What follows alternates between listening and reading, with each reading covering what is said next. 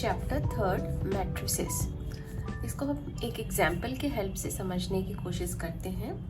यहाँ पे हमारे पास एक इंफॉर्मेशन दी हुई है। Radha has 15 notebooks and 6 pens. Fawzia has 10 notebooks and 2 pens. Simran has 13 notebooks and 5 pens. 3 friends हैं, राधा, फौजिया और सिमरन। तो इनके पास ये कुछ नोटबुक्स हैं जिनके नंबर्स हमें यहाँ दिए हुए हैं और कुछ पेन्स हैं, उनके नंबर्स यहाँ पे दिए हुए हैं। तो ये एक इन्फॉर्मेशन है, ठीक है। अब अगर हमें इसे एक टेबुलर फॉर्म में सजाना हो, टेबल के फॉर्म में अरेंज करना हो, तो उसको हम कैसे अरेंज कर सकते हैं, ठीक है। तो यहाँ कितने बच्चे हैं? 3 हैं। राधा है, फौजिया है और सिमरन है, ठीक है। 3 है यहाँ पे स्टूडेंट्स हैं। और पहला क्या है? नोटबुक है, नंबर ऑफ नोटबुक्स है। तो उसके लिए हम नोटबुक को यहाँ ये वाला में इस वाले प्लेस पे रख लेते हैं। और कितने यहाँ पे, और दूसरी जो है ये पेन है। नोटबुक्स है और पेन्स है, तो यहाँ हमने पेन को रख लिया, ठीक है। तो राधा के पास कितने नोटबुक्स हैं? 15 नोटबुक्स हैं, तो उसको हमने यहाँ पे लिख लिया। और पेन कितने हैं? 6 हैं। फौजिया के पास कितने नोटबुक्स हैं? 10 हैं, उसको हमने फौजिया यहाँ फौजिया के सामने लिख लिया। और पेन कितने हैं इसके पास? 2 हैं। सिमरन के पास कितने नोटबुक्स हैं? 13 हैं। और पेन्स कितने हैं? 5 हैं। तो इसको हमने यहाँ सिमरन के सामने लिख लिया, ठीक है। तो हमारा जो ये डेटा था ये हमने एक टेबुलर फॉर्म में अरेंज कर लिया, ठीक है। इसको हम इस तरीके से अरेंज कर सकते हैं। और अगर हम चाहें तो इसको ऐसे भी लिख सकते हैं। यहाँ पे 15, 10, 13 है, ये एक कॉलम बना है यहाँ पे और ये एक कॉलम बना है। तो इसको हम यहाँ पे 15, 10, 13, ठीक है। और यहाँ एक 6, 2, 5, ठीक है। इसको हम यहाँ पे इस तरह से लिख के अभी रख लेते हैं। क्या इसको हम किसी और तरीके से भी लिख सकते हैं? तो देखते हैं हम और किस तरीके से इसको अरेंज कर सकते हैं। अब नेक्स्ट केस में हमने क्या किया? हमने नोटबुक्स और पेन्स को इस तरफ ले लिया है और राधा, फौजिया, सिमरन इनको यहाँ ऊपर यहाँ रो में ले लिया है, ठीक है। तो राधा के पास कितने नोटबुक्स हैं? 15 हैं। फौजिया के पास कितने हैं? 10 हैं।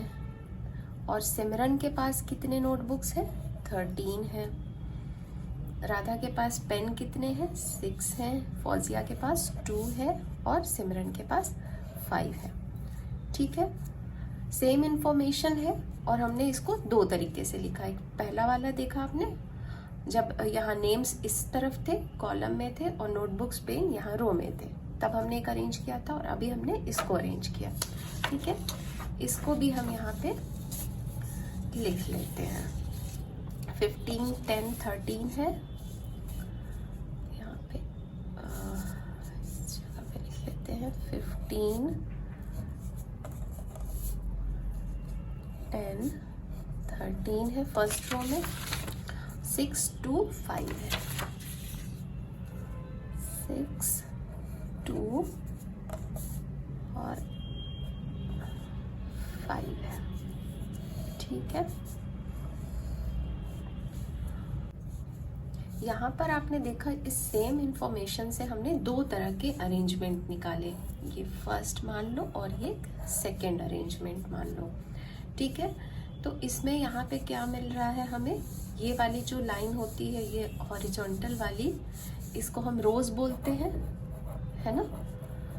और ये वाली जो इस तरफ जो ये स्टैंडिंग लाइन है, इनको कॉलम बोलते हैं। ये तो आप पहले से जानते हो, ये रोज होती हैं और ये कॉलम होती हैं। तो यहाँ पे देखो इस केस में सेम इंफॉर्मेशन है, इस केस में हमारे पास 3 नंबर ऑफ रोज बने और 2 कॉलम्स बने, और यहाँ पे 2 रोज बने और 3 कॉलम्स बने।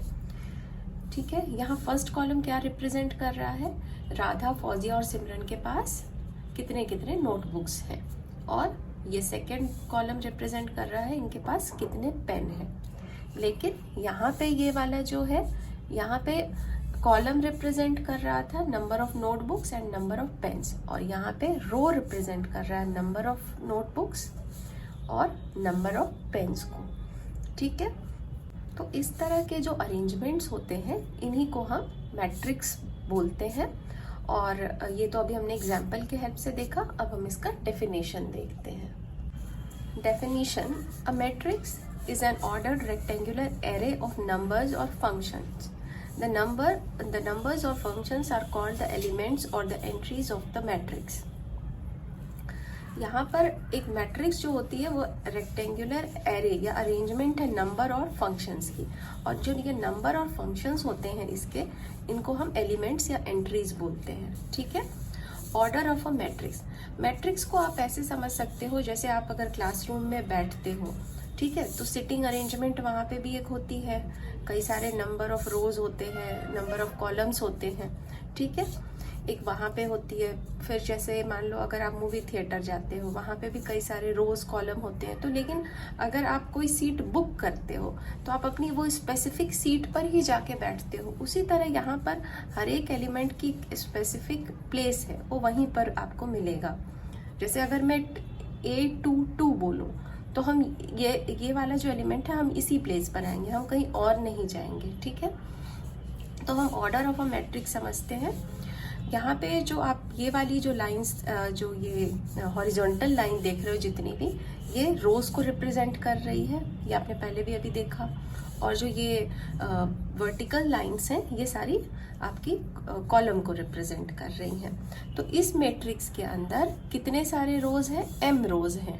ठीक है, यहाँ पर जैसे ये फर्स्ट एलिमेंट है, तो ये देखो ये फर्स्ट 1 1, तो किसको रिप्रेजेंट कर रहा है, फर्स्ट रो फर्स्ट कॉलम। उसी तरह ये फर्स्ट रो सेकेंड कॉलम। अगर हम एक और यहाँ पे ले लें तो ये फर्स्ट रो थर्ड कॉलम को, और ये फर्स्ट रो nth कॉलम, मतलब ये हम आगे यहाँ तक चलते गए हैं। उसी तरह ये सेकेंड रो है लेकिन फर्स्ट कॉलम है, तो यहाँ पे सेकेंड 2 सब में कॉमन रहेगा क्योंकि ये सेकेंड रो है, और कॉलम चेंज होते जा रही है तो ये यहाँ के नंबर्स चेंज होते जा रहे हैं। इस तरह से हम यहाँ पर आ गए हैं। यहाँ A जो ये वाला रो है, ये यहाँ पे हमने M ले लिया है। ठीक है, M रो है और यहाँ पे कॉलम फर्स्ट है सेकंड है, तो ये यहाँ पर जो जनरलाइज फॉर्म में हमने लिखा है कि ये M जो है यहाँ पे ये रिप्रेजेंट कर रहा है रोज को और N रिप्रेजेंट कर रहा है कॉलम को। तो मान लो ये यहाँ पे AIJ, ठीक है, तो ये I किसको रिप्रेजेंट करेगा, ये नंबर ऑफ रोज को रिप्रेजेंट करेगा।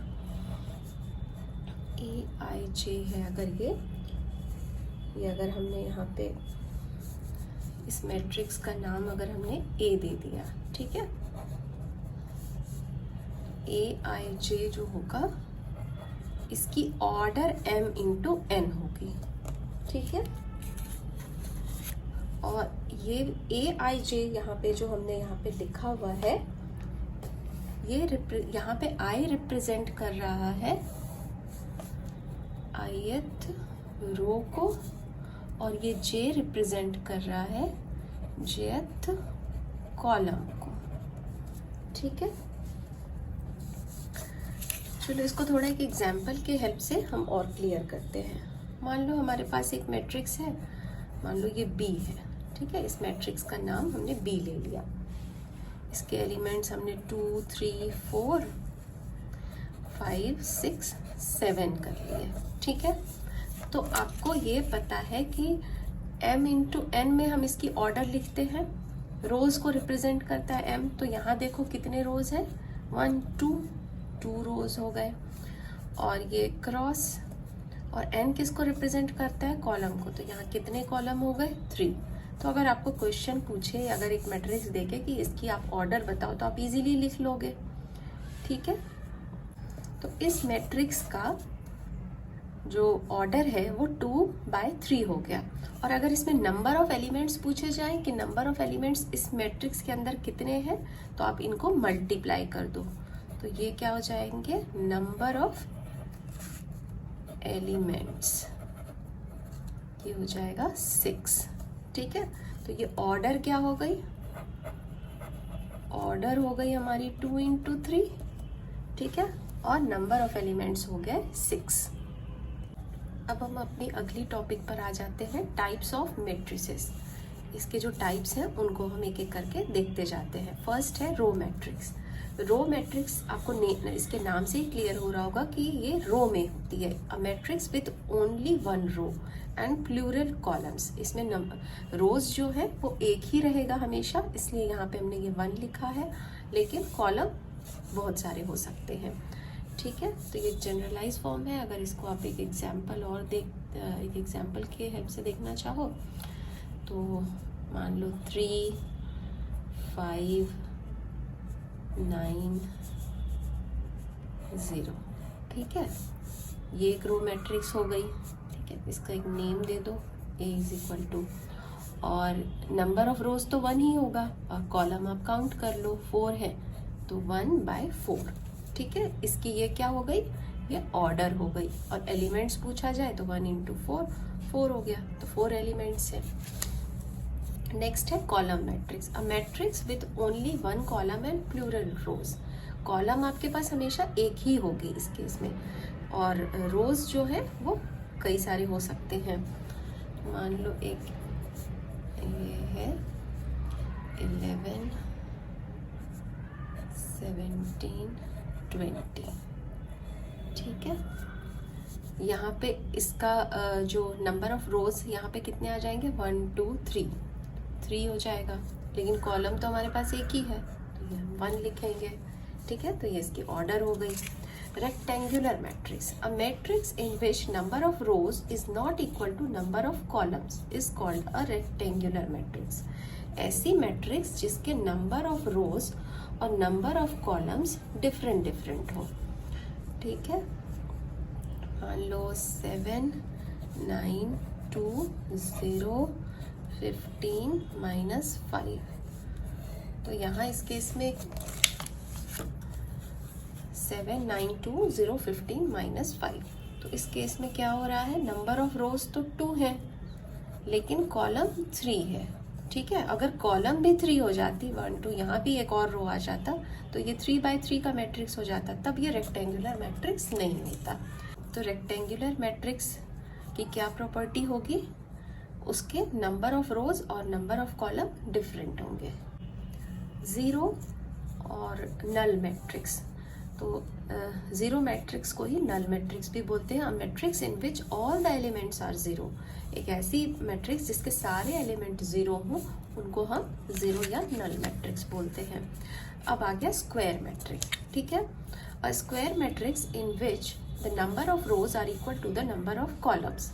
रेक्टेंगुलर में आपने क्या पढ़ा था, वो डिफरेंट होने चाहिए रोज कॉलम के नंबर, लेकिन स्क्वायर में क्या है, इक्वल होंगे।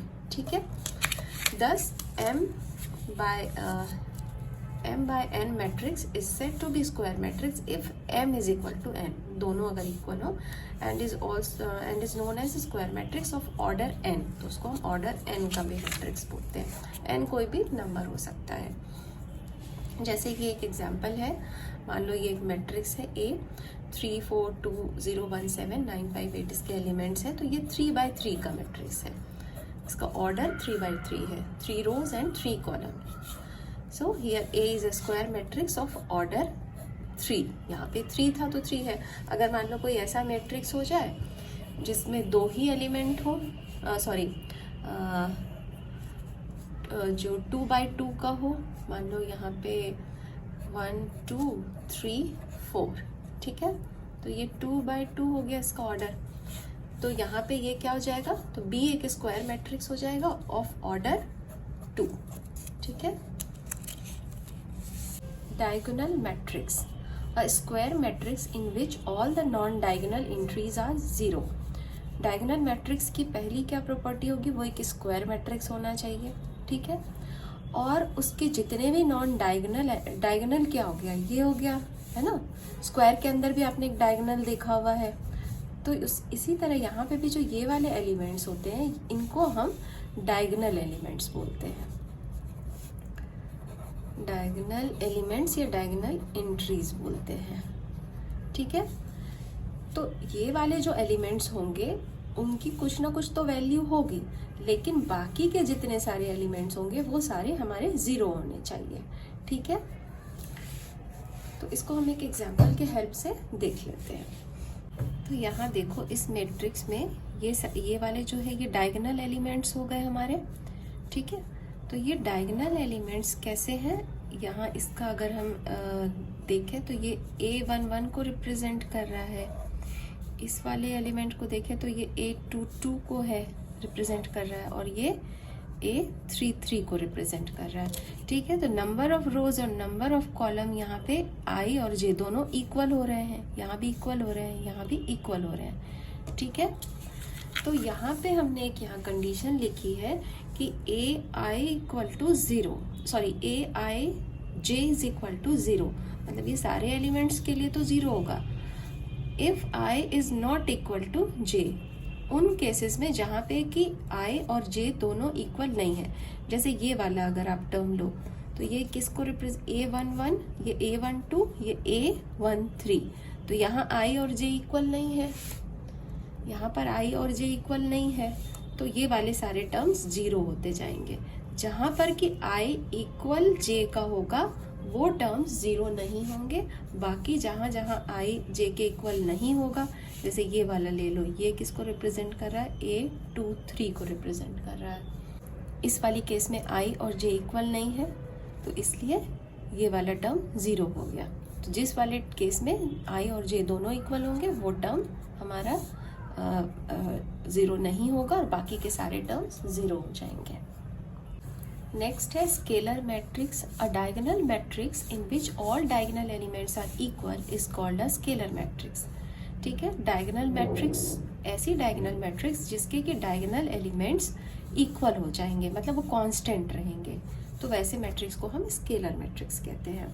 ठीक है, सिंपल है ये। बाकी के एलिमेंट्स तो डायगोनल में आपको पता है 0 ही होते हैं, और डायगोनल एलिमेंट्स जो यहाँ पे, जैसे हमने जो पीछे पहले एक एग्जांपल देखा था, तो उसमें जैसे 2, 5, 6 कुछ भी यहाँ पे नंबर्स रह सकते हैं, लेकिन स्केलर मैट्रिक्स में वो सारे नंबर्स सेम ही होने चाहिए। अगर यहाँ 1 या 2 है तो ये भी 2, 2, 2, सारे 2, 2 ही रहेंगे। ठीक है, तो कंडीशन क्या होनी चाहिए, ये AIJ is equal to 0 when I is not equal to J। ठीक है, और AIJ is equal to K constant होगा when I equal to J। I और J की वैल्यू सेम रहेगी, जैसे इस वाले एलिमेंट का क्या है, A11 है, इसका क्या है, A22 है, तो यहाँ I और J इक्वल है, तो उस केस में AIJ is equal to K होगा for some constant K। Examples कुछ देख लेते हैं हम। मान लो एक एग्जाम्पल है, यहाँ 5 है, ठीक है, एक ही एलिमेंट है। फिर एक और एग्जांपल देखते हैं, मान लो -1, 0, 0, -1। ठीक है, ये दोनों ही -1 हो गए। एक और एग्जांपल देख लेते हैं, 7, 0, 0, 0, 7, 0, 0, 0, 7। ठीक है, जो वैल्यू आएगी वो सेम ही रहनी चाहिए डायगोनल में, जैसे यहाँ सेम है यहाँ भी सेम है। तो ये तीनों जो है स्केलर मैट्रिक्स हो गए, और ऑर्डर क्या हो गई, जैसे इसकी ऑर्डर 1 हो गई, इसकी ऑर्डर 2 हो गई, और इसकी ऑर्डर 3 हो गई। ठीक है, identity matrix, a square matrix in which elements in the diagonal are all 1। जैसे स्केलर मैट्रिक्स में क्या था, जो डायगोनल के एलिमेंट होंगे वो कांस्टेंट होने चाहिए, एक ही, मतलब अगर एलिमेंट मान लो कोई भी जो भी डिजिट है या कुछ भी है वो सेम होना चाहिए।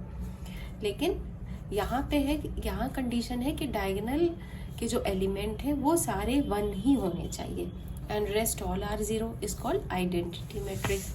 यहाँ पर AIJ equal to 0 when I is not equal to J, and AIJ is equal to 1 हो जाएगा। जैसे वहाँ हम यहाँ पे कांस्टेंट K लेते थे, लेकिन यहाँ 1 ही होगा हमेशा when I equal to J।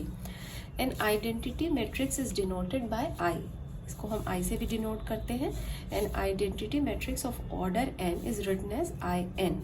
जैसे यहाँ पे हमने I1 लिखा तो ये मतलब एक ही यहाँ एलिमेंट है तो ये ऑर्डर 1 हो गई। यहाँ 2 है एलिमेंट हमारे, सॉरी यहाँ पे ये ऑर्डर 2 है, ठीक है। तो यहाँ पे चूंकि 2x2 का ये मैट्रिक्स है तो यहाँ हमने ऑर्डर 2 लिखा है। और ये देखो आप यहाँ पे इसकी डायगोनल एलिमेंट 1 है, ये I3 ऑर्डर, तो ये 3x3 की मैट्रिक्स है। और यहाँ पे जो हमारा डायगोनल एलिमेंट है वो सारे 1 ही है, बाकी के एलिमेंट्स 0 हो जाएंगे। Equality of matrices, 2 matrices A and B are said to be equal if they are of same order, वो सेम ऑर्डर के होने चाहिए, ठीक है। सेकेंड है each element of A is equal to the corresponding element of B, that is Aij is equal to Bij for all I and J। तो इसके corresponding elements equal होना चाहिए। जैसे यहाँ 2 यहाँ भी है तो यहाँ पर भी है, यहाँ 3 है तो यहाँ भी 3 है, यहाँ 0 है तो यहाँ भी 0 है, ठीक है। और इसका ऑर्डर भी सेम है, इस वाली मैट्रिक्स और इस वाली मैट्रिक्स का, तो ये इक्वल मैट्रिक्स हो जाएंगे। तो इसको एक एग्जांपल की हेल्प से हम देख लेते हैं। Find the values of x, y and z from the following equation. इस इक्वेशन में हमें x, y और z की वैल्यूज निकालनी है। तो यहाँ पर आप देखो कॉरेस्पॉन्डिंग आपने ये पहले चेक कर लिया कि ऑर्डर सेम है, ठीक है, ऑर्डर दोनों मैट्रिसेस का सेम है। फिर हम कॉरेस्पॉन्डिंग एलिमेंट्स को इक्वेट करेंगे। जैसे यहाँ पे x है तो यहाँ x का कॉरेस्पॉन्डिंग एलिमेंट क्या है, 1 है, तो x इज इक्वल टू 1 हो जाएगा, ये दोनों आपस में इक्वल हो जाएंगे। 4 और y ये दोनों कॉरेस्पॉन्डिंग है तो y इज इक्वल टू हम 4 लिख सकते हैं। और z किसके कॉरेस्पॉन्डिंग है, 3 के, तो z इज इक्वल टू 3 हो जाएगी, ठीक है। तो इस तरह से हम वैल्यूज निकाल सकते हैं।